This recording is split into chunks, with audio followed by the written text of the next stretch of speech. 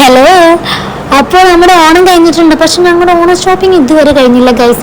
വീണ്ടും ചേച്ചിക്കൊപ്പം ഡ്രസ്സ് എടുക്കാൻ വേണ്ടി ട്രെൻഡ്സിലേക്കാണ് ഞാൻ ഫസ്റ്റ് പോയിട്ടുണ്ടായിരുന്നത്. എനിക്കിത് തന്നെയാണ് പണി, ചേച്ചിമാർക്ക് ഡ്രസ്സ് എടുക്കാൻ വേണ്ടി ഓരോ കൂടെ പോവുക, എന്നിട്ട് ഇതേപോലെ കുറച്ച് വീഡിയോസ് എടുക്കാം. എനിക്ക് അതിനുള്ള യോഗം മാത്രമേ ഉള്ളൂ ഗൈസ്. പതിവ് പോലെ തന്നെ ഈ ജന്തുവിനൊന്നും പറ്റിയിട്ടില്ല. കുറച്ച് ഡ്രസ്സും കാര്യങ്ങളൊക്കെ നോക്കി, പക്ഷെ അവൾക്ക് ഒട്ടും ഇഷ്ടമായില്ല. ജീൻസിലേക്ക് കുറച്ച് ക്രോപ്പ് ടോപ്പ് നോക്കാനാണ് പോയിട്ടുണ്ടായിരുന്നത്, പക്ഷെ ഇവർക്ക് ലൈക്ക് ആവാത്തത് കാരണം കഷ്ടപ്പെട്ട് അവിടെ എത്തിയല്ലോ.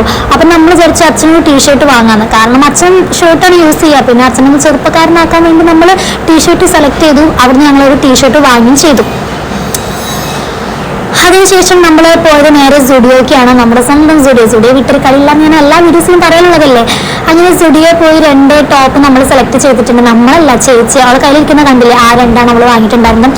അത് കഴിഞ്ഞിട്ട് പിന്നെ വേറൊരു ഷോപ്പിലും പോയി ഞങ്ങൾ വീട്ടിലേക്ക് തിരിച്ചു ഗൈസ്. അപ്പോൾ എനിക്ക് യൂട്യൂബിൽ ഒരു ഷോർട്സ് ഇടണമെങ്കിൽ ഇവരെ ഷോപ്പിങ്ങിന് പോകേണ്ട ഒരു അവസ്ഥയിൽ എത്തിയിരിക്കുകയാണ് ഗൈസ് ഞാൻ. അപ്പോൾ